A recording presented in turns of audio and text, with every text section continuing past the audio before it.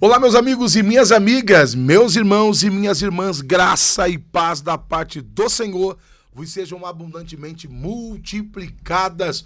Olha eu de novo por aqui, graças a Deus, estamos de volta com um episódio novo, quente, maravilhoso, para, claro, evidentemente, contribuir para a transformação da sua mente. Podcast Transformadamente, fazendo a diferença na sua vida. Eu já peço para você compartilhar esse episódio com o número máximo de pessoas. Manda pro seu amigo, pra sua amiga, pro seu tio, pra sua tia, manda para todo mundo. Prepare a pipoca, porque o assunto tá bom demais hoje. Valeu, gente? Podcast Transformadamente fazendo sucesso enorme. Graças a Deus por isso. E ao meu lado está ele, meu companheiro de bancada, Elon Lopes, a fera. E aí, meus amigos? Paz de Cristo para todos vocês. Já estávamos com saudades, né? Estamos de volta. Pois é. Nova temporada do podcast Transformadamente e hoje o assunto é de suma importância para você que está aí sentado no seu sofá, conectado no seu celular, no carro, no ônibus, no táxi, onde você estiver, em qualquer lugar desse Brasil. Fica com a gente aí, porque o negócio aqui, a chapa vai esquentar. Graças a Deus.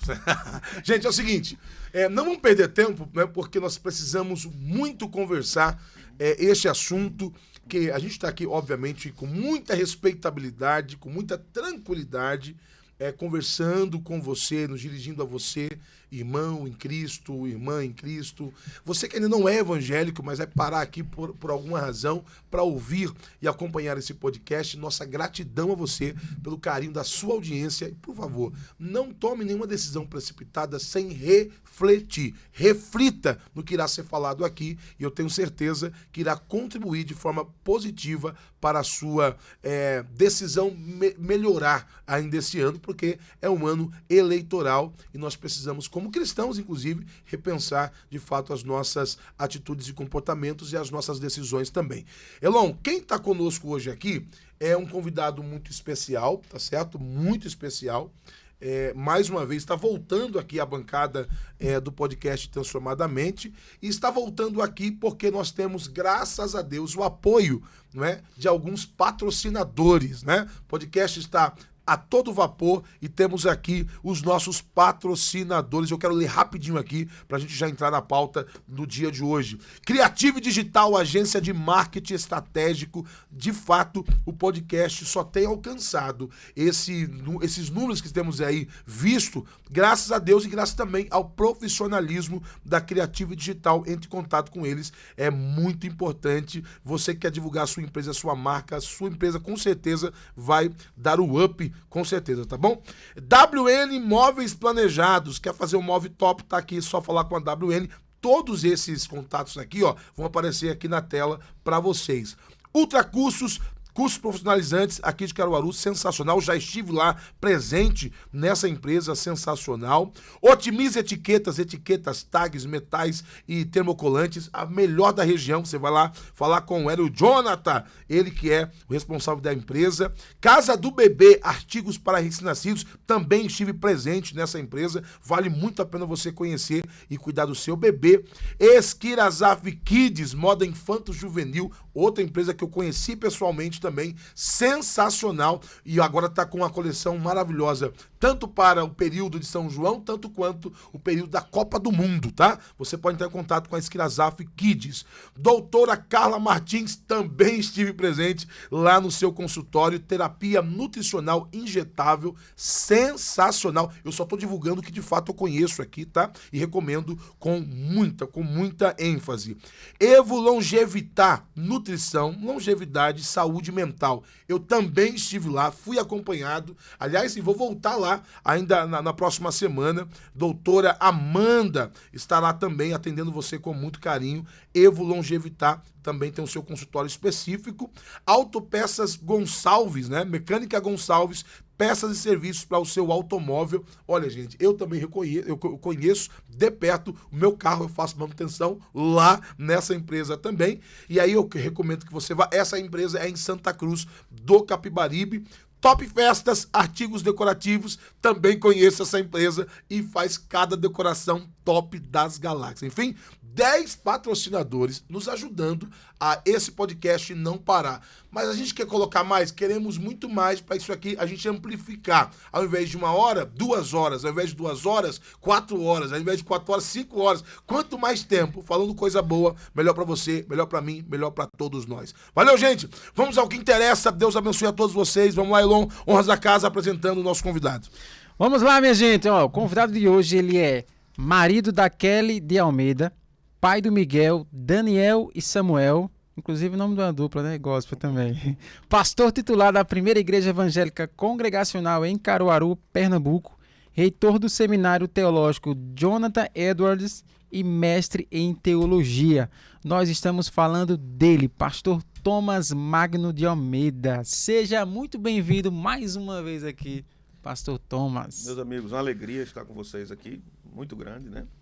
E poder falar um pouco sobre esse tema urgente e necessário, a fim de que possamos trazer luz à mente de muitos irmãos, talvez aqueles que não sejam cristãos, mas vão assistir esse podcast, também possam ser de alguma forma ajudados, esclarecidos, e certamente vai ser uma bênção, vai ser muito bom.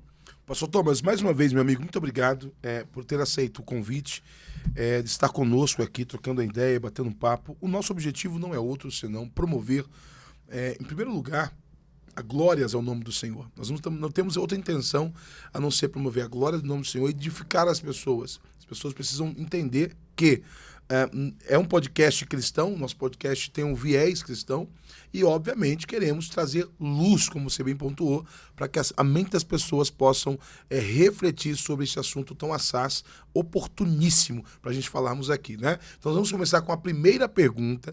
E aí o pastor Thomas vai começar a responder. E se você quer também saber mais sobre isso, tá? Nós vamos deixar aqui o @ do pastor Thomas aqui embaixo também. Você vai entrar no link dele lá, no Instagram dele, vai se informar. Ele é pastor da Primeira Igreja Congregacional aqui de Caruaru, a famosa Igreja dos Correios. Eu também já estive lá, uma baita igreja, uma igreja muito, muito boa de se congregar. Inclusive, se você não sabe onde congregar, está em dúvida, visite a igreja do pastor Thomas, lá a igreja em frente a igreja em frente aos Correios aqui em Caruaru, tá bom? Deus abençoe vocês. Primeira pergunta. Vamos lá, ó. Por que o cristão não pode ser de esquerda? Deixa eu começar devolvendo uma pergunta. Tu me amas, Elon? A risadinha dele já entregou. Meu Deus. Aí a pergunta é o seguinte, o cristão pode ou não pode ser de esquerda? Se não pode, por que não pode? Vamos lá. Eu acredito que eu vou começar com uma explicação maior, então a gente vai fazer algumas aplicações para que a gente possa entender isso. Primeiro a gente precisa entender o que é a esquerda. O que é o pensamento de esquerda? Então, em síntese, podemos dizer que o pensamento de esquerda estabelece alguns princípios inegociáveis para a esquerda. A primeira coisa é a guerra de classes. Então a esquerda é construída em cima do pensamento de Karl Marx, que é o materialismo dialético.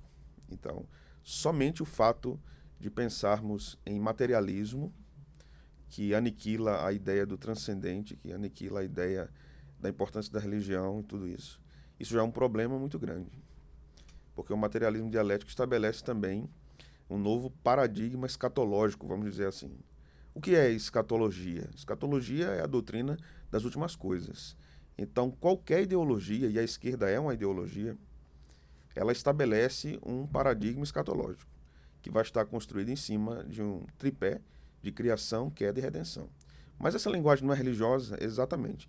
Todas as ideologias têm um viés religioso. Então, quando pensamos na esquerda, eles têm uma ideia fixa a respeito do que é criação, do que é queda e do que é redenção. Então, para eles, a origem de todas as coisas não é Deus. Para eles, o que a Bíblia conceitua como pecado não é pecado. Para eles, o que a Bíblia conceitua como salvação e restauração não é o que eles entendem por salvação e restauração. Então, para Marx, a religião é o ópio do povo. Então, o pensamento esquerdista, com todos os seus vieses, gramscista, paulo freireano, comunismo, o próprio socialismo, a social-democracia, todos os vieses estabelecem um paradigma teológico, de fato. Toda ideologia tem um paradigma teológico. O que eu quero dizer com ideologia? Esse é um outro ponto. A palavra ideologia significa um conjunto de ideias que versam sobre alguma coisa. Mas essa palavra não se aplica da mesma forma no âmbito político ou da ciência política. Então, quando a gente se limita a entender uma palavra apenas com a conceituação de dicionário que ela tem, né, a etimologia da palavra, nós perdemos a oportunidade de entender como é que a palavra se aloja dentro de um campo semântico, que é um contexto linguístico maior. O que é uma ideologia? Uma ideologia é uma cosmovisão. O que é uma cosmovisão? É a forma que percebemos o mundo e vivemos de acordo com essa percepção. A proposta que a esquerda faz de percepção do mundo não condiz com a realidade do mundo criado e caído na história da redenção. Então, para a esquerda, por exemplo, se valida a aniquilação da família tradicional. Eu não estou inventando nada. Só é ler os livros de Marx, Tratado Comunista de Marx. Leia lá, pode ler lá. O Manifesto Comunista, perdão. Pode ler Pedagogia do Oprimido, de Paulo Freire. A família é uma manifestação burguesa e deve ser aniquilada. Não estou inventando nada, está lá. Só ler. Manifesto Comunista. O que é que nós vemos em pauta hoje? Ministério da Educação, o estilo de educação que nós temos nas escolas, o estilo de tratamento que as famílias recebem. Famílias no Brasil, por exemplo, são perseguidas porque fazem homeschooling. Agora, recentemente, o STF, nós vimos, coloca a sua posição a respeito da recepção de ideologia de gênero, que os alunos são obrigados a aprender sobre aquilo na escola. Eles não podem ser retirados da sala de aula. O que é isso? Isso é uma imposição de uma cosmovisão. É isso que o comunismo faz. Ele impõe a sua visão e restringe e luta com todas as suas forças para impedir a visão dos outros. Então, quando pensamos nesses termos, já sobre a esquerda, nós já temos um problema muito grande. A segunda coisa que eu preciso colocar, afunilando um pouco mais do que eu já disse, é que a esquerda é contra a ideia de família tradicional. Aí precisamos perguntar, isso é coerente com o cristianismo? Precisamos dizer, assim, com todo o respeito, né, a todos que estão nos assistindo, que cristianismo e esquerda é antitético. É contrário. O cristianismo não se soma com o comunismo, não se soma com o socialismo. Não é possível. As tentativas de muitos, inclusive teólogos cristãos, que dizem que a Bíblia estabelece uma espécie de socialismo, primeiro, são tentativas anacrônicas, que o socialismo vai surgir muito depois. Segundo, quais são as argumentações que eles levantam? Primeiro, a igreja de Jerusalém era uma igreja comunista, porque ela repartia os bens, distribuía aos pobres. Vamos desfazer isso aqui. Ela repartia os bens não por uma imposição estatal ou imposição ideológica. O povo era movido a isso, certo? Segunda coisa, precisamos considerar que porque também a igreja de Jerusalém distribuiu todos os seus bens aos pobres, Paulo pediu depois donativos e contribuições, porque o povo de Jerusalém estava passando fome. Então o povo de Jerusalém exagerou na doação dos seus bens. Terceira coisa, a esquerda é contra a propriedade privada. A Bíblia vai nos dizer nos 10 mandamentos, não cobiçarás o que é do teu próximo, não furtarás. Então, o que é do próximo, o jumento do próximo, a mulher do próximo, a propriedade do próximo. Então, a Bíblia vai defender a propriedade privada. Então, quando alguns cristãos ditos esquerdistas, que eu vou tratar mais isso profundamente, eles dizem mais a esquerda, o pensamento esquerdista está nas escrituras. Não, o pensamento esquerdista é uma caricatura das escrituras. Porque o que é, vamos lá, um exemplo claro, honesto, para todos que são de esquerda que estão nos assistindo. O que é que a Bíblia diz sobre, por exemplo, a mulher, o papel da mulher dentro da família? O que é que ela diz? Que a mulher deve ser alegre mãe de filhos, ela deve ser mestra do bem, que ela será salva por sua maternidade, que ela deve ser submissa ao seu marido. O que é que diz a esquerda sobre a mulher? Sejamos honestos.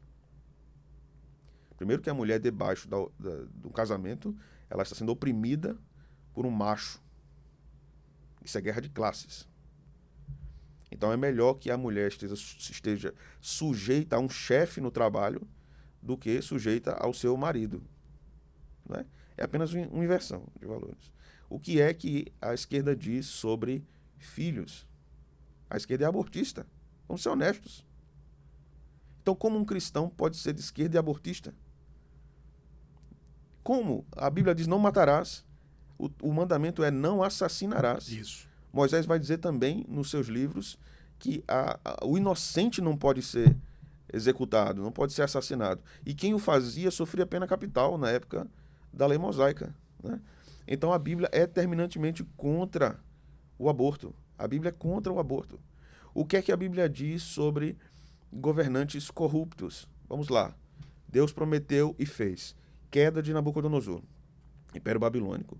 Queda da Pérsia. Queda da Grécia.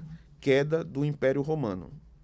Então, o que é que a Bíblia diz em Daniel 2? Uma grande pedra não cortada por mãos humanas vai em direção à grande estátua da visão de Nabucodonosor, que simbolizava todos os grandes reinos do mundo. Destrói a estátua e se espalha por todo o mundo. A pedra espalhada por todo o mundo é o reino de Cristo instalado. O que é que a Bíblia diz, por exemplo, no Pai Nosso? A oração do Pai Nosso é extremamente política.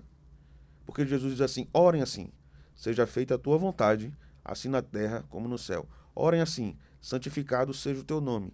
Como um crente pode ser um cristão consciente, biblicamente falando, e não desejar que a vontade de Deus seja feita na terra por meio das leis humanas? Então, eu como cristão, alguns dizem, sou contra o aborto, mas quanto socialista, pensando em termos políticos, sou a favor. Parece o presidente da República falando isso, né? Isso é um absurdo. Isso é uma dicotomia no pensamento. Agora, quando nós falamos do ponto de vista da cosmovisão, da experiência, nós precisamos considerar algumas coisas aqui, diante dessa pergunta. O cristão pode ser de esquerda? Aí eu vou fazer uma distinção aqui. Se pode e se deve, né? Poder, pode. E eu vou explicar o que é isso. Dever, não deve. O que é que significa? Então, o que é uma cosmovisão, né? Uma cosmovisão é um conjunto de fatores perceptivos, interpretativos, pedagógicos, que formam a compreensão que uma pessoa tem do mundo. Então, se uma família está lá no Alto Sertão, sem água, sofrendo, e um político comunista chega lá prometendo cavar um poço, em que aquela família vai votar? Vai votar nesse candidato. Porque ele se sensibilizou com aquilo. Você tem uma pessoa, um cristão cadeirante, que enfrenta uma série de problemas de locomoção dentro de uma cidade. E aí um candidato vai lá e faz um projeto e apresenta de melhoria da locomoção e acessibilidade na cidade de Caruaru, por exemplo, que vai beneficiar muito o cadeirante, e ele vê essa propaganda política. Então, ele se sensibiliza com a sua condição de limitação e vota naquele que está pensando nele, embora aquele político tenha uma pauta completamente avessa ao cristianismo. Então, ele vota pelo ponto que vai beneficiá-lo. É assim que o brasileiro vota. O brasileiro não pensa em um discurso único dentro de um sistema ideológico. Ele pensa no benefício próprio. O voto brasileiro é um voto egoísta. Esse é o fato. Se me beneficia, então eu voto em fulano ou beltrano. E essa não é a forma bíblica e cristã de observarmos as situações. Agora, por este prisma, os conservadores, os de direita, estão pecando terrivelmente. Porque a pauta deles, a fala deles em termos de conservadorismo é apenas manutenção da família, proteção das crianças nas escolas. Mas não falamos sobre políticas públicas em relação à acessibilidade, não falamos com mais profundidade sobre educação, não falamos com mais profundidade sobre meio ambiente, não falamos sobre mais profundidade sobre negócios. Nós não falamos. A nossa pauta é única, é monotemática. É a família, é Deus, Pátria e Família, né? Que é certo, não é errado. Mas nós temos uma abordagem muito limitada do que são políticas públicas. Então, muitos cristãos vão se autodenominando de esquerda por conta da experiência que eles tiveram. Alguém que cresceu, por exemplo, num ambiente extremamente racista e é um negro, e é um cristão. Então, ele sofreu racismo real. Racismo real existe, de fato. Existe, não é uma invenção. Existe. Então, qual é a ala política que versa, que pensa, que escreve, que fala sobre isso? A esquerda. O que é que os conservadores, a direita, estão falando sobre isso? Nada. Então, a pessoa vai movida por uma experiência. E ela é atraída à esquerda por uma experiência. E isso rege sua cosmovisão. Então, aqui nós temos o que chamamos de aspecto subjetivo da cosmovisão. A minha experiência me leva àquilo. Então, você tem uma mulher que foi abandonada pelo marido, e aí o governo vem e diz que ela vai ter um benefício social e vai receber um valor ou valores. Então, governo de esquerda alcança a necessidade experimental do pobre. Embora a gente saiba que o Bolsa Família não se origina no pensamento socialista, né? Se origina na escola austríaca de economia, que é uma ala de direita. Né?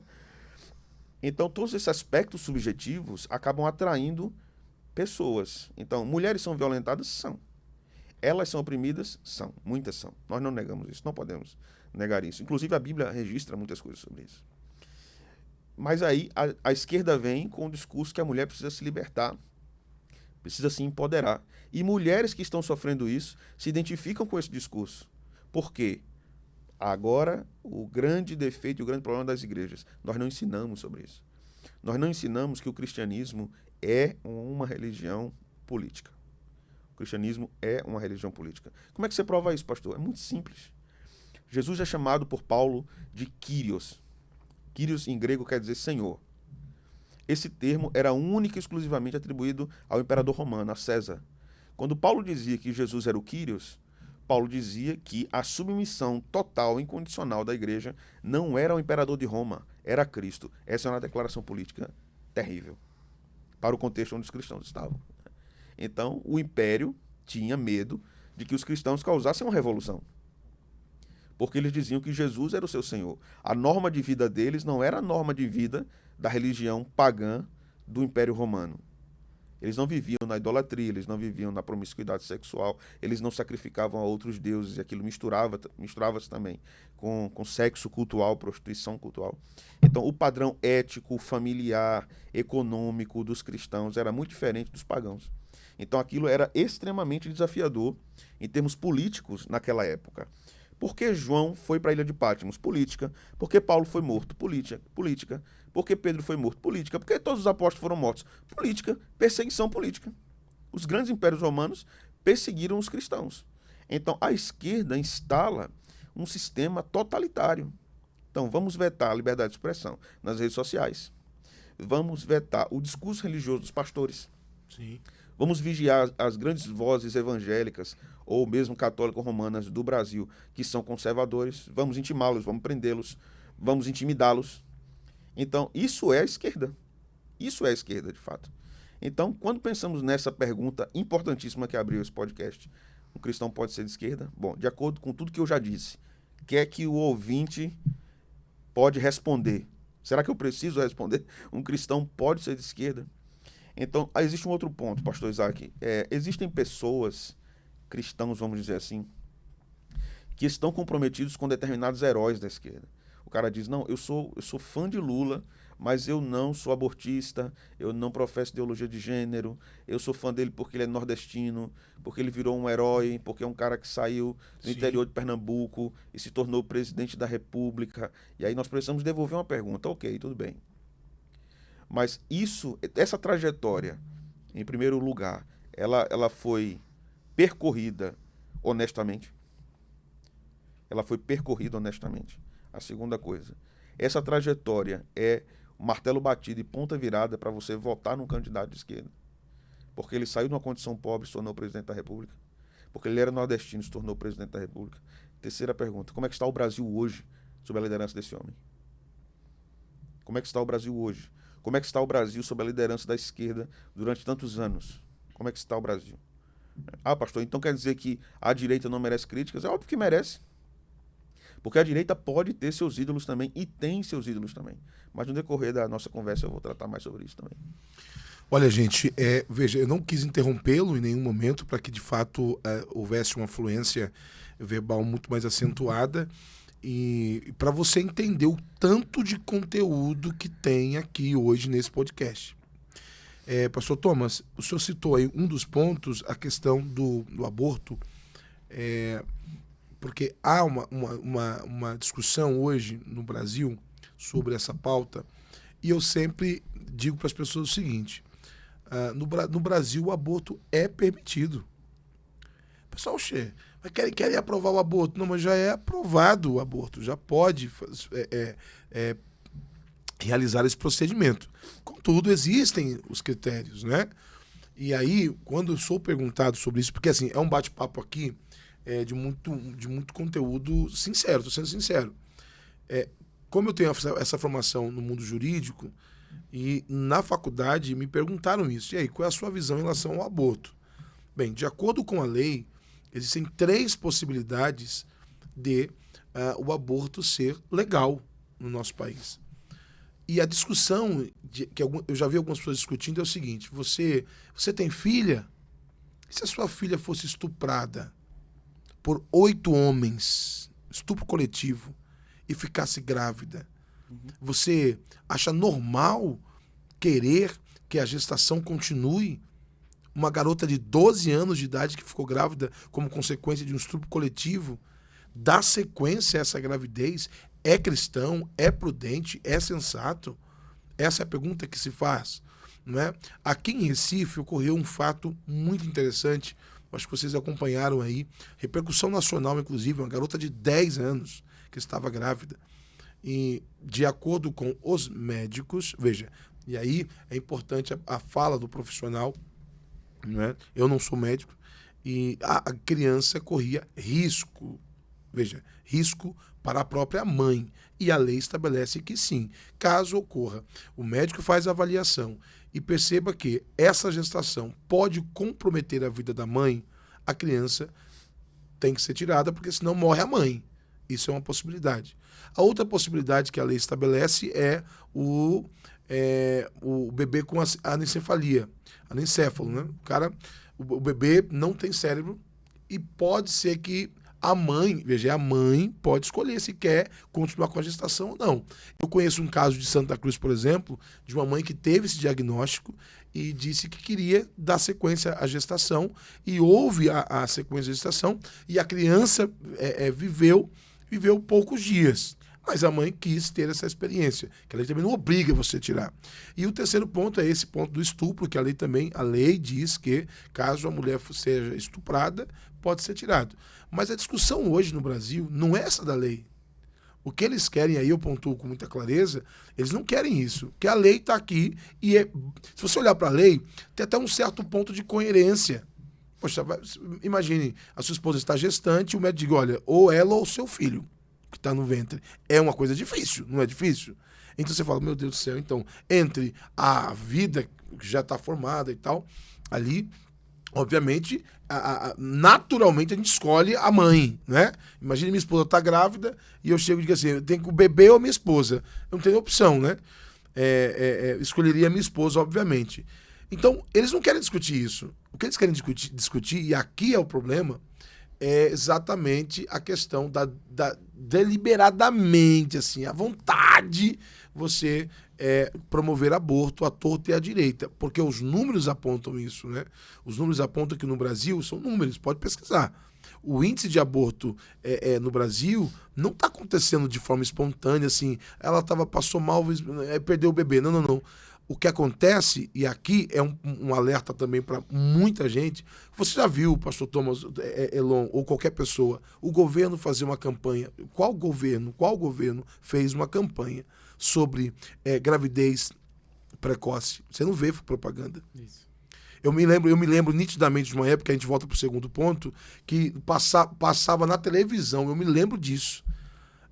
A ideia era, na época do carnaval, o pessoal pulando no carnaval, era a divulgação do carnaval. Eu lembro disso. E no final terminava, use camisinha. Isso. Eu não sei se vocês lembram disso. E o beba com moderação também, Até né? hoje tem um beba com moderação. Antes tinha, use camisinha. Você tem campanha de distribuição de preservativo. Não é? Veja, tem essa campanha. Mas eu nunca vi o governo se preocupar assim, seja fiel à sua esposa. Né? Nunca vi isso. Olha, rapaz, a família é uma ideia interessante. Se estamos onde estamos hoje, é graças à família tradicional. Eu sempre falo isso, mas não vê fomento a isso. O governo falha miseravelmente nisso, né? Outro ponto que você colocou aí, e só reproduz rapidamente para a gente ir para o segundo ponto. O senhor citou aí que Karl Marx tem uma frase interessante. Ele diz que religião é o ópio do povo. O que ele queria dizer com isso, pastor Thomas? A religião é como uma droga que alivia a dor do povo. Então isso é um escape para o povo. Então a política vai substituir isso na mentalidade do povo. Então, o que é que o cientificismo fez, que o positivismo fez e que o marxismo fez? Positivismo. A ciência explica todas as coisas. Marxismo. A filosofia política, materialista, explica todas as coisas. Então, para um pensamento fluido, marxista, o aborto é algo normal. Porque tudo está reduzido a materialismo. Não tem alma na questão. Por exemplo, nesse ponto que você colocou acerca do aborto, a maior parte dos abortos não tem a ver com estupro, a gente sabe disso. Exatamente. Não tem a ver com isso, tem a ver com promiscuidade. Isso, exatamente. Segundo, a gente precisa considerar aí uma questão muito interessante a respeito da vida. Aí você tem, vamos lá, vamos considerar aqui uma questão. A menina foi estuprada, então o aborto pode ser feito, independente de sistema legislativo do Brasil aprovar ou não, a posição dos cristãos é com base na Bíblia, não no sistema legislativo. Mas nós temos aí uma menina que foi estuprada e que ela vai passar por um processo de aborto do bebê por causa do estupro. Algumas perguntas precisam ser feitas. Primeiro, assassinar o bebê resolve o problema do estupro? Não. Segundo, as pesquisas mostram que as mulheres que sofreram ou fizeram aborto sofrem psicologicamente até o final de sua vida. Terceiro, eu quero dar um exemplo de uma irmã que hoje está com Cristo e ela me procurou, ela tinha na casa de 67 anos. Ela abortou com 14 anos por meio de uma medicação. Ela disse, pastor, de lá até aqui eu tive 3 filhos, mas eu nunca mais dormi pensando na criança que eu assassinei com o namorado que eu tive antes de me casar. E eu nunca tive coragem de falar isso com o pastor. Estou tendo coragem hoje. Preciso que o Senhor me diga o que é que a Bíblia diz sobre mim, sobre isso, sobre minha salvação. Né? E ali eu apresentei a graça àquela irmã, o perdão do Senhor, a restauração do Senhor. Ela foi restaurada e o Senhor levou ela para a glória. Então, esse é um exemplo concreto. Não estou falando de algo que eu li, estou falando de algo que eu vi, que eu vivi. Então, mulheres que abortam sofrem crises de consciências severas por conta do aborto. Um outro ponto aqui, final. A criança que estava em risco de vida, ela vai precisar passar por trabalho de parto para abortar? Vai. Ela vai ter que passar por trabalho de parto. Aí precisamos fazer uma pergunta filosófica. Por que a criança tem que ser morta e não pode ser tirada viva? Isso tem que ser perguntado, porque a gente não pode também generalizar tudo. Não porque ela vai morrer, ou ela vive ou a criança vive. Será que é sempre isso mesmo? Ou o intuito é matar a criança, assassinar a criança brutalmente? Se as pessoas soubessem como um processo de aborto é feito... Sistolia, né? É uma coisa bizarra, né? É bizarro. É diabólico aquilo. Então, nós precisamos considerar algo à luz do Evangelho. Eu sou pastor, eu sou teólogo, eu preciso colocar isso. É possível uma mulher que foi estuprada e gerou um filho, ser restaurada pelo poder do Evangelho? Sim, é possível. É possível essa mulher amar um filho fruto de um estupro? Sim, é possível. É possível. Porque se a Bíblia me diz que eu posso amar o meu inimigo porque Cristo me dá graça para isso, se a Bíblia me diz que Estevão, quando estava sendo morto, pediu que Deus perdoasse os pecados dos seus algozes, se a Bíblia me diz que eu devo orar pelos que me perseguem, é possível. Em outra perspectiva aqui, qual é a culpa que a criança tem? A criança não é o abusador. Um outro caso que eu cuidei como conselheiro bíblico, como pastor, de uma mulher cristã há mais de 30 anos, que foi abusada por seu pai, por seu tio, por seus primos, durante toda a sua infância. Quando ela procurava a mãe para falar sobre isso, a mãe repreendia, disse, cala a boca, deixe de mentir e sai de perto de mim.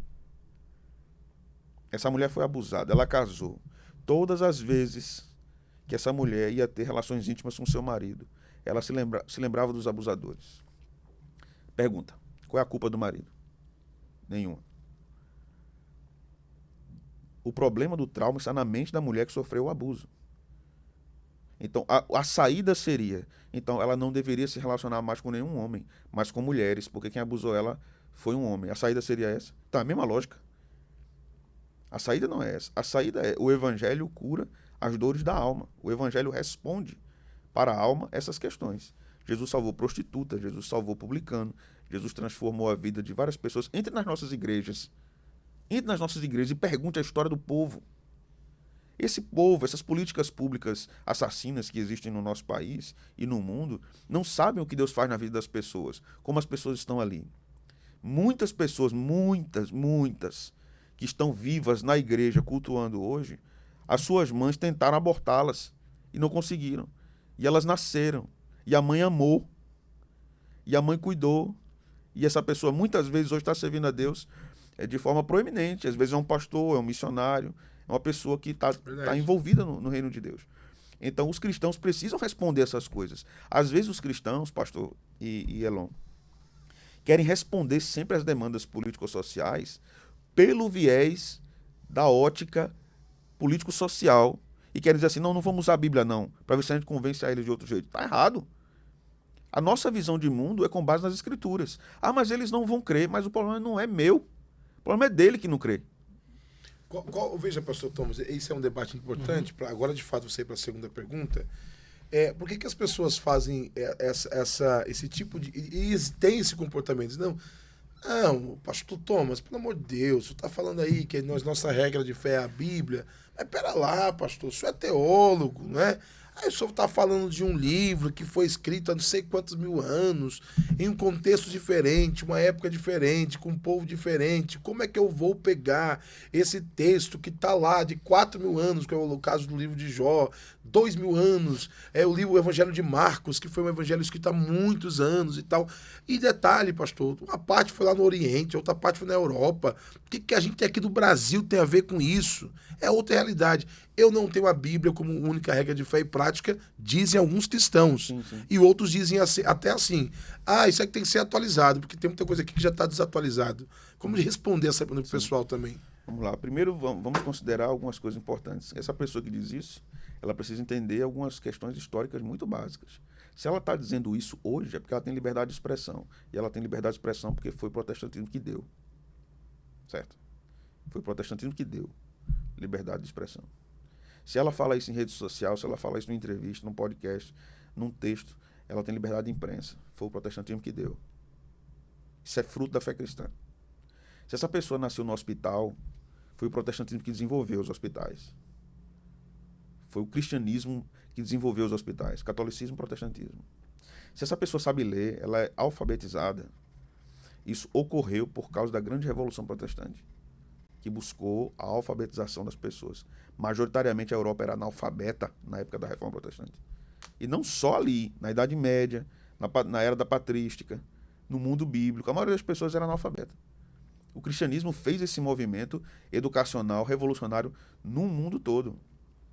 Então, se ela crê na ciência, isso é fruto da Revolução Científica, que maior parte dos grandes nomes que estavam ali eram cristãos. Eu recomendo o livro A Alma da Ciência, de Nancy Pearce. Ela trata isso. Então, o cristianismo está envolvido com o desenvolvimento científico. O cristianismo está envolvido com o desenvolvimento da democracia.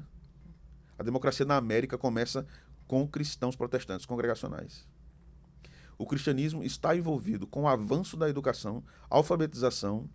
Grandes universidades foram fundadas por cristãos. Oxford, Cambridge, Yale, Harvard, protestantes.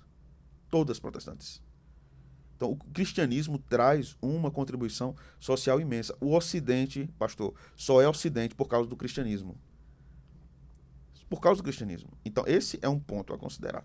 Segunda coisa, o que é que um livro tão antigo tem a ver conosco hoje na nossa vida aqui? Primeiro, quando a gente vai, por exemplo, à faculdade, você estudou direito, você sabe disso. Quando estuda sobre a história do direito, você começa estudando por onde? Roma.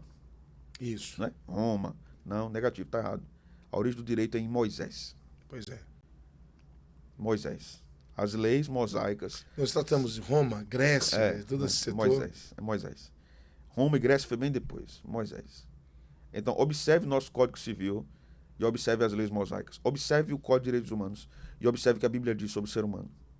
Direitos humanos é um reverb do que a própria Bíblia diz a respeito da dignidade humana. Sim, sim. Então, o que é que esse livro tem a ver conosco? Tudo. Esse livro tem tudo a ver conosco. Então, como é? Se você não quer a Bíblia, você vai partir de outro pressuposto, de outro ponto, que vai ser a sua filosofia, a sua vontade. E se a sua vontade for diferente da minha? Você não quer a Bíblia, e eu quero a Bíblia. Ou você não quer a Bíblia, e eu quero outra coisa, eu quero o hinduísmo. Você não quer a Bíblia, você quer uma sociedade secular. Mas eu sou muçulmano, por exemplo. Eu quero o Islã. A Europa disse isso, nós não queremos a Bíblia. O que está acontecendo hoje, meu amigo? Pois é. O que está acontecendo hoje com a Europa? O islamismo tomou conta de tudo. De tudo. Porque a Europa escolheu não querer o cristianismo. Então, já existem muçulmanos no Brasil, já existem muçulmanos no Nordeste, já existem muçulmanos na Grande São Paulo, já existem muitos muçulmanos no Brasil. Então, se você não quer a Bíblia, o muçulmano, quer o Alcorão, quer a Jihad, quer tudo isso, o que é que você vai fazer agora? Por que esse movimento de esquerda não reage contra os muçulmanos que estão no Brasil? Por que não reage? Reage contra o cristianismo. Por que reage contra o cristianismo? Porque para os cristãos a laicidade é o seguinte: pode subir no tamborete e falar o que você pensa. Os cristãos dizem isso. Mesmo que eu não concorde, pode falar. No Estado Islâmico não, meu amigo. Pois é. No Estado Islâmico você não fala o que você pensa. No Estado Comunista da China, você não fala o que você pensa. Isso. Você não tem o direito. Né? Controle total. Você não pode falar contra o líder. O cristianismo é que diz, pode falar contra o líder. Pode falar. Se é para repreender, tem que repreender. Paulo repreendeu Pedro. Pode falar. Então, quando você diz assim, eu não preciso da Bíblia, para você dizer isso, você precisa da fé cristã. Para você viver hoje, você precisa da fé cristã. Então, os ensinos bíblicos, eles são fundamentais para uma vida verdadeiramente feliz. Theodore Dalrymple é um escritor e psiquiatra, se não me engano, canadense. Na verdade, esse nome é um pseudônimo. O nome dele é Anthony Daniels. Ele escreveu um livro sobre cultura. Eu li um livro dele chamado Em Defesa do Preconceito. É excelente. Ele é um grande autor. Ele diz o seguinte, um livro que ele escreveu sobre cultura. Eu sou um cético, não sou um cristão, mas eu confesso que o mundo precisa do cristianismo para que haja civilização. Verdade. O mundo precisa do cristianismo. Então, uma fala dessa, primeiro, é uma ignorância histórica muito grande. Muito grande. É uma visão do agora, do hoje. Eu preciso... Eu falo dessa que o senhor diz, dessa pessoa dessa que eu falei, né? É, dessa pessoa. Porque a fala dele foi interessante, né? Sim, o que foi. Ele fala, é isso mesmo, né? Então, ateus têm dito isso. Ateus têm dito assim, eu sou um ateu religioso, mas eu não sou um ateu em relação aos benefícios sociais que o cristianismo possa promover. Um livro de G.K. Bailey, ele diz isso, Deus está entre nós. Neste livro, ele cita algumas pessoas que são consideradas são ateus, homens ateus. Ele cita um homem que se diz ateu, ele diz assim, olha, eu sou ateu, ele disse isso, eu sou ateu, mas é inegável, a presença do cristianismo muda histórias, cenários. Exato. E muda tudo. Exato. E ele é ateu. Né? Os meus olhos viram a diferença de um africano que serve a Deus, que segue a religião cristã, e os que não seguem. E a diferença é estupenda. Ele mesmo fala isso, né? Pastor, quando a gente... Vamos lá, rapidinho, assim. Enchente em Palmares, sei aonde, Pernambuco. Rio Grande do Sul. Quem foi que se mobilizou em peso para socorrer esse povo?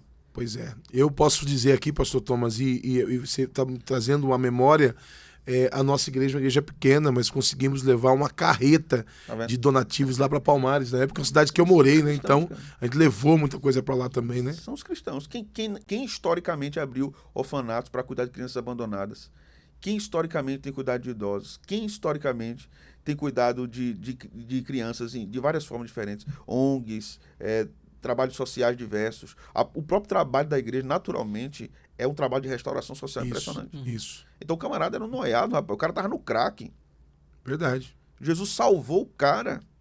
Mudou o cara. O cara foi estudar, terminou o 2º grau, tá na faculdade, terminou, tá trabalhando. Aí o cara diz, eu era um drogado, eu morava na rua. Hoje Jesus mudou minha vida e isso está acontecendo comigo hoje. Então, é claro que aí nós temos a cegueira do mundo sem Deus, que não consegue ver que os benefícios do cristianismo não são apenas para uma vida beatífica futura. Os benefícios da vida cristã são para aqui e agora.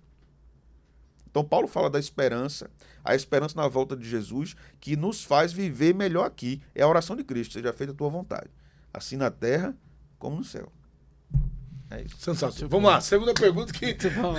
Rapaz, foi só uma pergunta até agora. Não é? Tem que ter umas 5 horas esse episódio. Quais os desafios da direita? Vamos lá. Não dizer que a gente tá só metendo pau na esquerda. Metendo pau na esquerda, né? Falando a verdade sobre a esquerda, exatamente. Falando a verdade, são fatos. Isso aqui são fatos, sim. né? Agora vamos falar a verdade sobre a direita. Sim, sim, sim. Né? Primeiro, precisamos fazer algumas distinções aqui. Ô, pastor Thomas, antes da gente responder essa pergunta, só rapidamente, pontue aí, rapidamente, por que esquerda e por que direita? Porque, assim, as pessoas entendem, por que eu sou de esquerda, por quê? Sim. Aí vai trazer a memória lá, só aquele momento histórico que ocorreu. Sim. Né? Você quer falar sobre isso? Fala um pouquinho sobre isso que a gente desenvolve. Só para o pessoal que está em casa entender como se deu, de onde surgiu esse termo esquerda. Quando foi isso? A ideia de esquerda é eu ser uma oposição ao governo vigente. Isso. Né? Ser uma oposição ao governo vigente. Pronto. E do outro lado, a direita, que teve a eleição, quem estava a favor do governo, quem estava contra o governo, né? Exato. Não foi isso que ocorreu? Exatamente. Pronto. Então, quando a gente fala hoje, o movimento do espectro é bem diferente, né? Desse movimento histórico. Por exemplo, quando você fala de liberalismo em termos norte-americanos, você está falando de esquerda. Você está falando de liberalismo em termos no Brasil, você está falando de direita, né? E aí nós precisamos definir esse eixo em termos filosóficos, né? Não apenas em termos de situação e oposição. Então, quando você fala de direita, o que é que você está falando? Você está falando de esquerda, imagine uma pirâmide e o Estado está no topo. Tudo está na base. Escola, família, religião, tudo está na base. Trabalho está na base. Quando você fala de direita, o indivíduo está no topo. E o resto está na base. Então, a direita vai promover a liberdade do indivíduo. Daí a ideia de um Estado menor, um Estado mais enxuto, e o indivíduo livre. Agora, do ponto de vista filosófico da direita, e aqui eu vou mencionar Ludwig von Mises, que foi um grande filósofo da direita, um economista, do ponto de vista da direita, estritamente a direita, o liberalismo político, vamos dizer assim, o liberalismo político é incompatível com o cristianismo também. Porque não há problema para o liberalismo político a filosofia do aborto, por exemplo. Não há problema. O indivíduo manda em si. Se ele quer abortar, ele aborta. E pronto, acabou. Então, isso é incompatível com o cristianismo. Agora, há aspectos caricaturais, tanto na esquerda como na direita, que são frutos de uma leitura do cristianismo. O cristianismo, sim, defende a liberdade do indivíduo. O cristianismo, sim, defende a propriedade privada. O cristianismo, sim, defende a família tradicional. Que isso está mais ligado ao conservadorismo, que é uma posição à direita, mas não é o liberalismo. Sim. Então, quando a gente fala de esquerda, aí você vai ter social-democracia, você vai ter socialismo, você vai ter comunismo. Quando você fala de direita, você está falando de liberalismo e conservadorismo. E quando você fala de conservadorismo, você tem um conservadorismo filosófico, você tem um conservadorismo cristão. Isso. Então, nós somos conservadores cristãos. Porque você pode ser um conservador, como Theodore Dalrymple, e não ter nenhum compromisso filosófico com o cristianismo. Então, o nosso conservadorismo cristão, ele é amparado pelas Sagradas Escrituras, né? E não por um conservadorismo meramente filosófico que quer preservar as tradições passadas. Porque você pode preservar uma tradição que não tenha coerência com as Escrituras, né? O que vai acontecer em muitas facetas do conservadorismo. No Brasil, por exemplo, nós temos uma força conservadora muito grande no setor católico romano. O evangélico médio brasileiro é conservador no sentido de que sou contra o aborto, sou a favor da família e adoro a Deus. Ele é conservador nesse sentido. Mas o evangélico médio brasileiro, ele não tem uma filosofia, uma teologia conservadora em termos de sociedade. Nós não articulamos. Os nossos teólogos, inclusive, são muito eficientes nesse sentido. Não há produção acadêmica relevante no Brasil, em termos de volume, nesse sentido. Falamos muito pouco disso, né? Ou bebemos da fonte católica, ou bebemos de fontes de conservadores que são agnósticos, que não são comprometidos com o cristianismo, mas nós produzimos muito pouco, articulamos muito pouco sobre isso. Mas, em termos de espectro político, o cristianismo estará à direita. Por quê? Porque o que é que vai caracterizar a direita conservadora cristã? A família tradicional. Quando nós estamos falando de família tradicional, nós não estamos dizendo assim, não, a mãe que não tem marido e cria os filhos não é parte da nossa visão. Nós não estamos dizendo Exatamente. isso. A família tradicional que estamos dizendo é o modelo estabelecido pelas Escrituras. Modelo saudável e normal, vamos dizer assim. Pai, mãe, filhos. Casamento heterossexual. Com a procriação de filhos. Se um casamento não deu certo e uma mulher cria seus filhos e é cristã, ela está no espectro conservador político cristão, né? Ou o pai também, se foi abandonado, se for viúvo, alguma coisa dessa natureza. Então, quais são os erros da direita? Vamos falar do contexto geral e do contexto cristão. Primeiro, do contexto geral. Nós não sabemos o que é direita. Esse é o problema. Nós não sabemos o que é direita. Esse é o problema. Nós não pensamos como direita. Nós pensamos partidariamente. Isso. Não pensamos como direita. A direita vive se digladiando. Isso.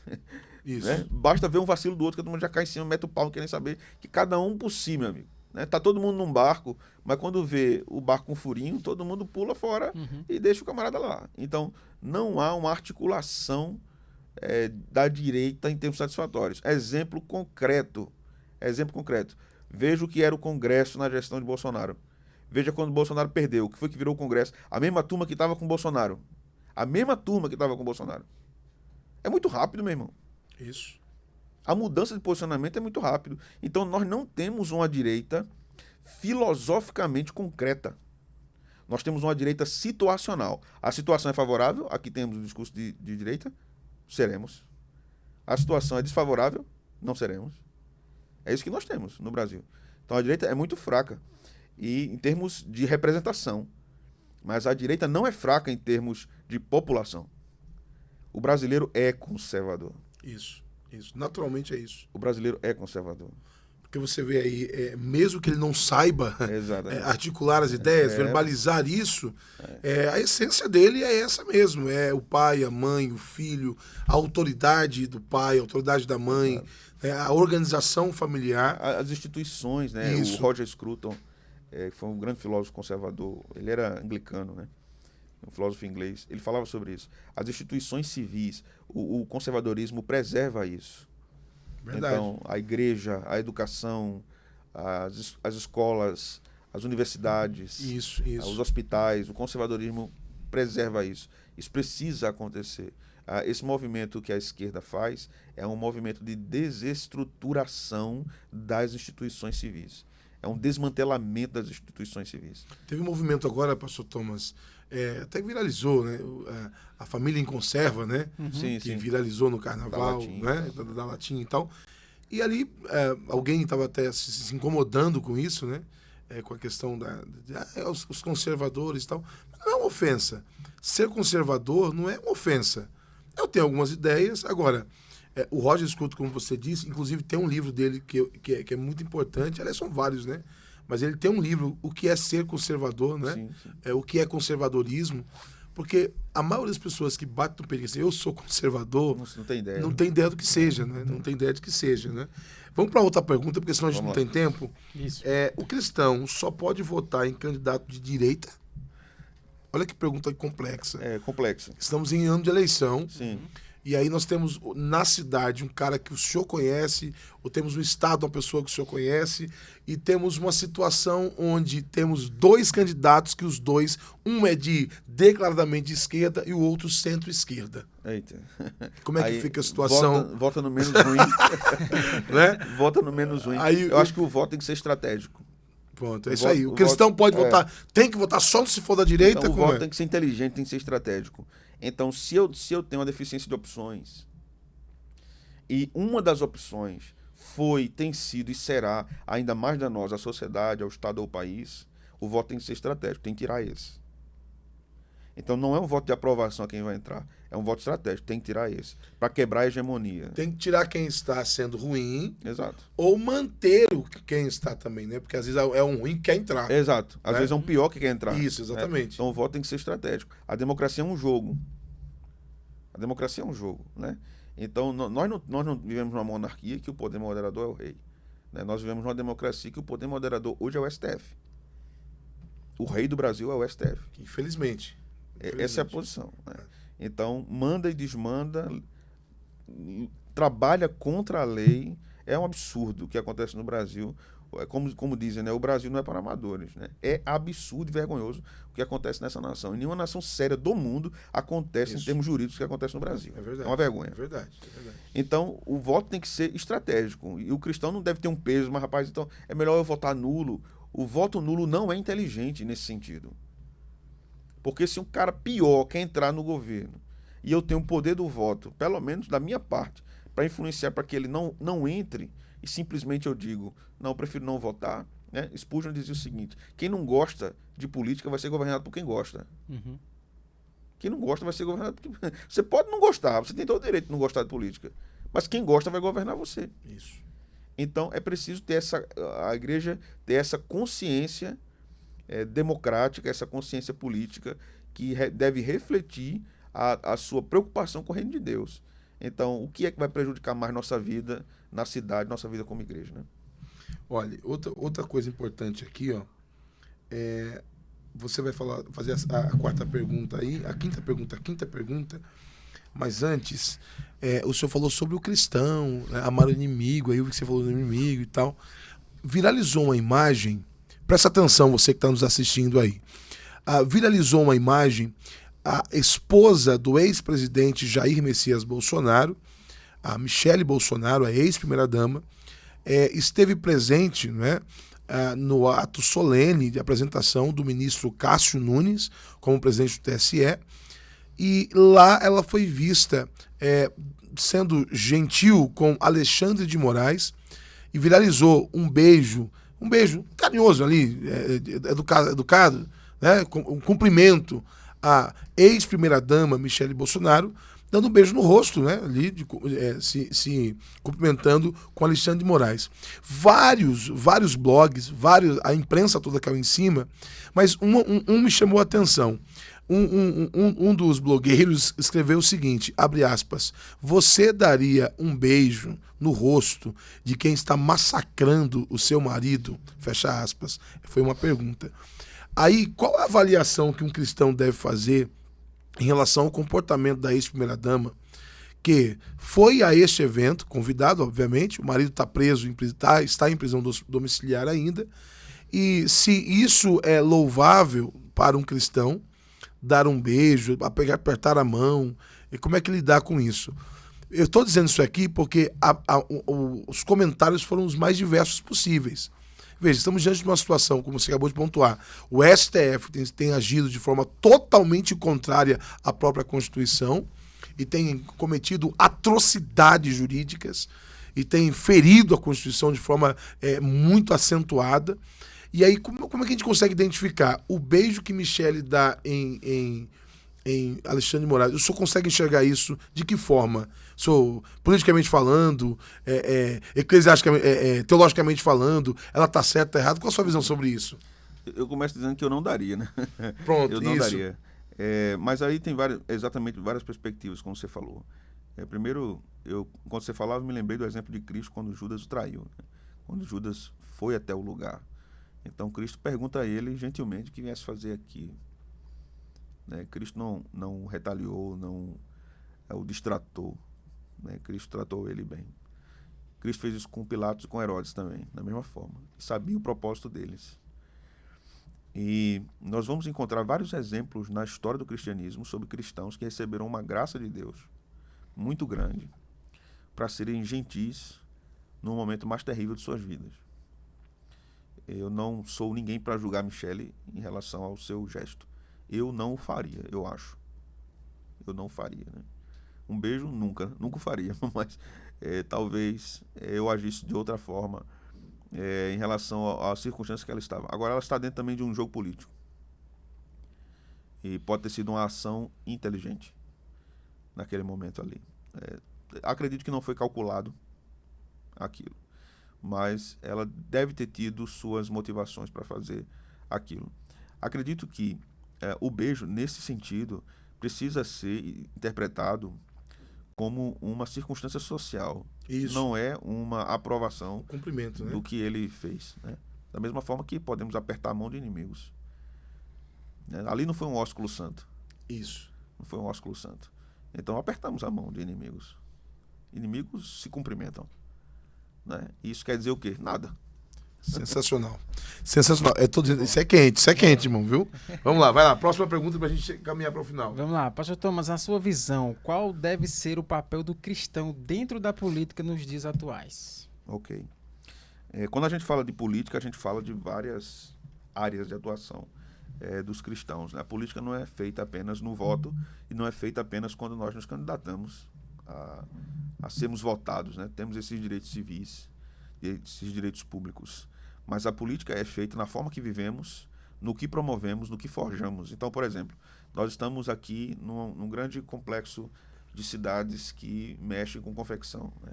O que é que nós estamos promovendo em termos culturais, conservadores, por meio da confecção? Isso é um ato político. O que é que as igrejas têm promovido na nossa cidade como um ato político, em termos de transformação de vida? As igrejas são um verdadeiro negócio ou elas são comunidades que adoram ao Deus Salvador? Então, a forma que as igrejas agem e vivem também é um ato político. Como os pregadores lidam com a corrupção dentro da própria cidade, dentro do próprio país? Então, a transformação de uma nação, de uma cidade, vai começar pelos púlpitos. Vai começar pelos púlpitos. Púlpitos fracos, com essa história de que muitos pastores dizem, não, eu vou só pregar o evangelho e não vou falar de política, porque Deus me chamou só para falar do evangelho. Vamos lá, vamos recapitular em termos bíblicos. O povo de Deus era oprimido no Egito. Quem oprimia? Faraó. Qual era aquele modelo político? Tirania. Foi o que Deus fez? Arrancou o povo de lá. Foi o que Deus fez? Deu Gênesis e reconfigurou através dos textos de Moisés a visão de mundo do povo. Essa é uma ação política do Todo-Poderoso. Quando nós avançamos, Josué entra com o povo na Terra Prometida, vencendo todos os inimigos. Isso é uma ação política. Quando nós chegamos em Daniel, quando nós lemos José, quando vemos as denúncias de Amós contra a desigualdade social do seu tempo, quando vemos as denúncias de Jeremias, de Abacuque, quando vemos a denúncia de João Batista, quando vemos as denúncias de Jesus, de Paulo, o Apocalipse de João é completamente político. Então, como os pastores estão dizendo, não posso falar sobre política. Essa isenção é pecaminosa, minha gente. Essa isenção é pecaminosa. O pastor não deve ser comprometido ideologicamente em termos partidários, mas isso não significa que ele não deva falar de política. Ele deve denunciar, inclusive, os pecados sociais de sua cidade, de sua nação. Ele deve denunciar. Então, historicamente falando, quando nós lemos Confissão de Fé de Westminster, Declaração de Fé e Ordem de Savoy, tudo século XVII, Segunda Confissão Batista de Londres, 1689, eram documentos teológicos públicos, mostrando o que os cristãos criam em termos de fé para a política inglesa daquela época, para a coroa inglesa. A nação era regida pela coroa, o rei era o chefe da igreja anglicana. Então, os documentos doutrinários eram documentos políticos.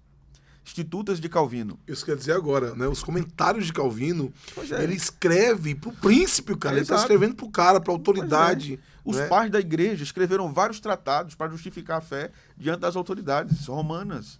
Então, a igreja sempre escreveu, sempre falou sobre política. Essa história do nosso tempo, né? Se instala assim, em termos de recortes. Então, alguns pastores vão dizer, por exemplo, veja Martin Lloyd Jones, que foi um grande pregador do século XX, período da Segunda Guerra Mundial. Ele dizia que o púlpito não devia ser instrumento político. Ok, mas ele estava dizendo isso em que sentido? Em que sentido? Ele era um grande expositor e expunha livros inteiros das Escrituras na igreja. Mas você pega livros, eu tenho livros, pastor Isaac, palestras de Lloyd Jones sobre política. Pois é. Tem um livro de Lloyd Jones, foi uma série de sermões que ele pregou em Atos, que ele faz uma crítica tremenda a Hitler, usando Herodes como exemplo. Então, chegou o texto, ele falava. Ou ele fazia palestras direcionadas para tratar aquilo com a igreja. Então, a igreja resolver não falar sobre política é resolver, não vamos nos comunicar com o mundo que nós estamos vivendo. A igreja precisa se comunicar com o mundo que está vivendo, né? Então, eu acho que é por aí. Olha, Thomas, tinha que ter muito tempo para falar sobre isso, mas eu creio que essa pergunta, Elon, que é a 7, eu acho que é fundamental falarmos sobre ela para caminharmos para o final. E para você que está aí, frequenta a igreja, que inclusive durante as campanhas, né, 2018 teve um tom, 2022 um tom muito mais agressivo. Estamos vivendo hoje um país está polarizado, não tem como fugir disso, né? Ou você é de uma ala ou você é de outra, e tornou-se de fato um grande problema para a nossa nação. Tem um lado benéfico, porque é bom essa polarização no sentido de que temos um espaço ainda para ser, temos a possibilidade de dizer que somos de um lado ou de outro, né? Não estamos efetivamente em um estado totalitário, né, direto, mas temos um problema aqui. Por exemplo, o ponto 7 que ele colocou aqui, existe risco de idolatria política dentro do meio cristão hoje, porque nós vimos, e eu vi isso, eu escrevi sobre isso, inclusive, que é bom você se posicionar, o cristão se posicionar, ter um posicionamento, influenciar a sociedade, mas eu só acredito que existe um limite. Por exemplo, eu vi, ninguém está me dizendo isso, eu vi, inclusive escrevi. Quando o então presidente Bolsonaro, o candidato, era candidato, depois tornou-se presidente, depois novamente candidato à reeleição, esteve presente em muitas igrejas. E foi muito triste o que aconteceu também. E para que ficar claro, quem me segue sabe, eu votei em Bolsonaro em 2018, votei em Bolsonaro em 2022, eu quero deixar muito claro isso aqui, mas meus textos sempre foram muito alvos de críticas, porque eu defendi a ideia de que tudo tem limite. Né? Então, assim, por exemplo, quando a gente chegava em algumas igrejas, era uma coisa louca. Gente fazendo arminha e tal, aquela loucura toda. E gritavam muito. Tô dizendo que aconteceu isso. Eu estava presente em um determinado local que virou um negócio assim. O culto a Deus parou o culto, parou o louvor, parou a adoração e virou de fato um ambiente totalmente eleitoral. Qual a sua visão sobre isso? É possível que ocorra isso, tanto de um lado como do outro, não? É possível. Eu vou dizer, pastor, se Lula, Bolsonaro, qualquer outro presidente da República chegar na minha congregação num dia de domingo, ele vai sentar e participar do culto e ouvir a pregação. Ele não terá oportunidade de fala. O culto a Deus é o culto a Deus. Isso. Não é uma oportunidade de comício político para qualquer candidato que seja ele bom, seja ele mau. De fato, foi muito triste ver como os cristãos, os evangélicos reagiram à gestão de Bolsonaro, até fazendo um trocadilho do nome dele com o próprio nome do Messias de Deus. Isso. Aquilo é absurdo e aquilo é idolátrico. Verdadeiramente, o bolsonarismo instalou um sistema idolátrico no país. Isso aconteceu, isso é um fato. A gente não pode negar. O cara pode dizer, não, mas eu votei em Bolsonaro e eu não era. Sim, você não era. É o meu caso, né? Eu votei e não sou, então, mas aconteceu. Mas alguém vai dizer também, eu votei em Lula, mas eu não abraço tudo. Também vai dizer, do outro lado também vai ter. Mas que houve excessos, houve. Houve um benefício para o Brasil na gestão de Bolsonaro? Houve. Mas houve vários erros do governo?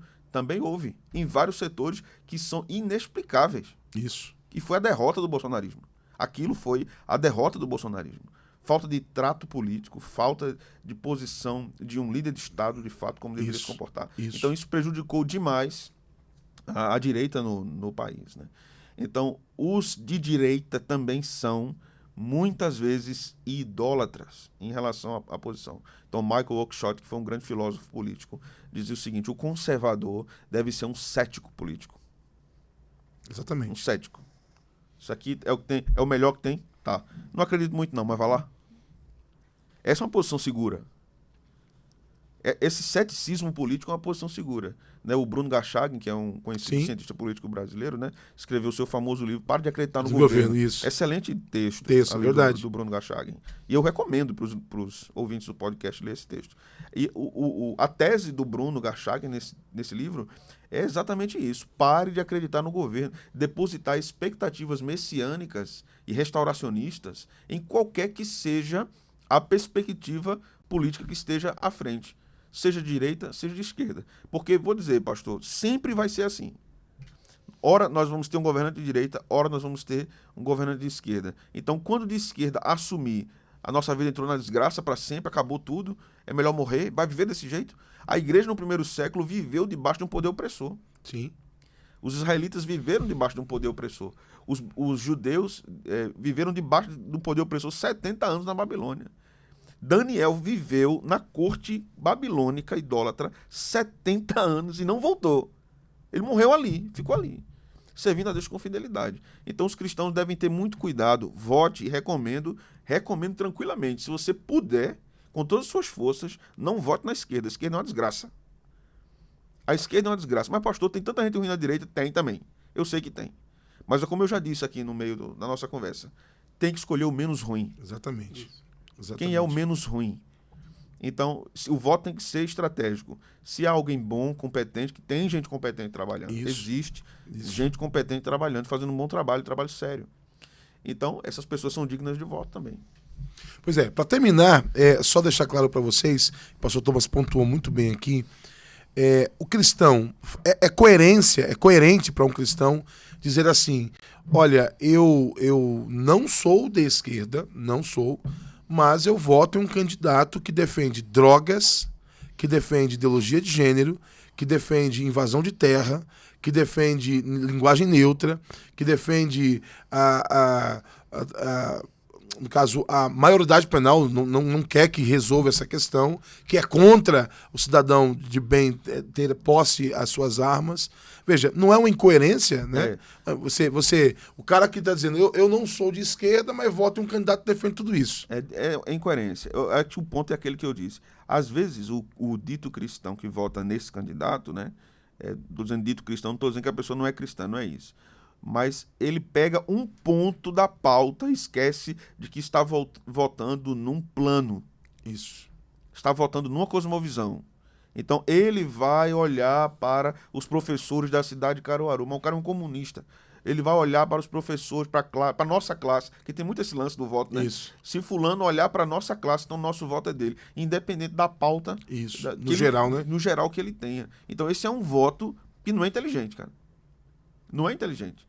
Então, é um voto egoísta, inclusive. Isso, então, o conservadorismo, inclusive, vai defender o bem coletivo. O conservadorismo defende isso na sua filosofia de pensamento político. O bem não é só o que eu penso. Então, eu sou, sei lá, gari, eu sou professor, eu sou advogado, eu sou administrador. Então, fulano de tal tem uma pauta voltada para mim. Eu sou PM. Tem uma pauta voltada para mim, então eu vou votar nele. É tudo absurdo, mas ele vai defender, então eu vou votar nele. Esse não é um voto honesto em termos de verdade. E um cristão não deveria ir por aí. Sensacional. Elon, agradecimento agora, Muito porque bom. já são 4 horas, foi bom demais. Pois é, então é isso, minha gente. Agradecendo a todos vocês que estiveram aqui na audiência. Não se esquece, se inscreve no canal, deixa o seu like, compartilha esse episódio para que mais pessoas possam ser de fato alcançadas. E agradecer a todos os nossos patrocinadores, né? Se foi eles, a gente tá, meu Deus do céu, né? Exatamente. Agora tem a última pergunta, é pancada, Thomas. Diz assim, ó, que conselho você daria para cristãos que querem se posicionar, mas têm medo de julgamento? Essa é a hora, não deve se posicionar, Thomas? Deve se posicionar. Vamos lá. Para terminar, não. O Isso é bom cristão demais, que cara. não quer se posicionar, o que eu vou dizer para eles aqui? Isso é temor de homens. Isso é pecado. Saul tinha temor de homens. Deus mandou ele matar os animais e matar o rei, não foi assim? Foi. O que é que Saul fez? Não, peraí, não é bem assim. Peraí, Samuel chegou e disse, que balido é esse que eu estou ouvindo aqui? Não, é porque é para sacrificar ao Senhor. Não, o Senhor não mandou você guardar animais para sacrificar. Saul tinha temor de homens. E a Bíblia vai condenar isso veementemente em toda a Escritura. Então a Bíblia nos diz que ele não nos deu espírito de temor, né? A Bíblia não nos deu. Deus, uma das virtudes cardeais é a coragem. Então o cristão precisa ter coragem. Você não precisa brigar com ninguém, separar da mulher, separar do marido, mas você precisa, como disse Pedro, com mansidão e temor, falar da razão da esperança que há em vós. Não voto na esquerda por conta disso. Não estou dizendo que você é obrigado a ir no Instagram e falar o que você pensa sobre política. Xingar algumas pessoas também, não. Mas você deve ser coerente com o que você acredita, cativo do que você acredita.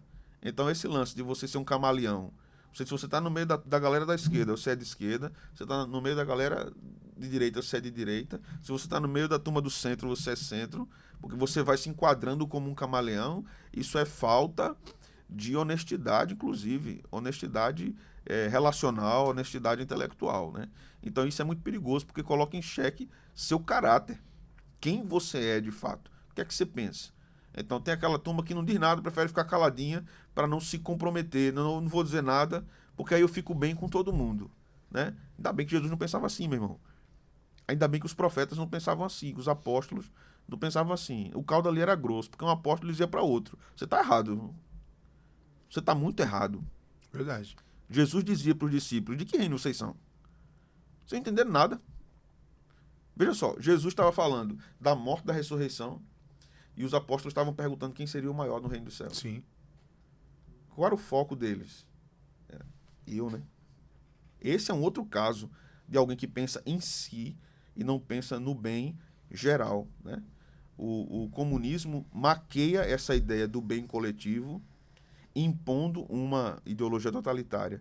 O conservadorismo diz, não é assim como o comunismo, mas devemos pensar no bem coletivo, que também seja um bem individual para cada um de nós. Então, a liberdade está, inclusive, em resolver não fazer determinadas coisas. Isso é liberdade. Você é obrigado a fazer tudo, então não é liberdade. Sensacional.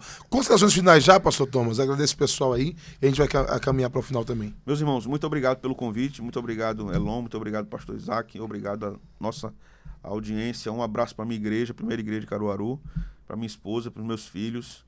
Estou no programa da Xuxa, né, velho? Mandando beijo para todo mundo. Deus abençoe Caruaru, Deus abençoe Pernambuco, Deus abençoe o Brasil. Que Deus nos livre de políticos corruptos, que Deus abata os faraós, Nabucodonosor, Herodes, que se levantarem na nossa nação. Essa é a nossa oração, porque nós oramos pela paz do nosso povo. Amém. Glória a Deus. Gente, Deus abençoe vocês. Lucas! Obrigado, Lucas, meu amigo. Deus abençoe a Casa Cast. O melhor lugar para fazer o seu podcast é aqui na Casa Cast, em Caruaru, no Caruaru Shopping. Valeu, gente. Beijo no coração e até o próximo episódio. Valeu. Muito bom.